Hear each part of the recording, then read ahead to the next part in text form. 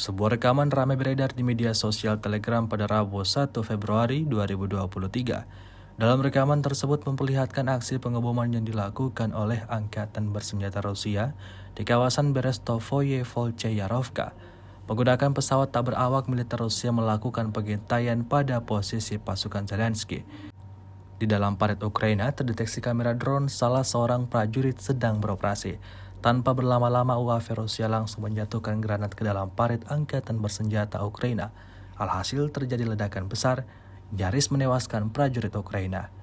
Hingga video ini beredar, beragam komentar dituliskan warganet.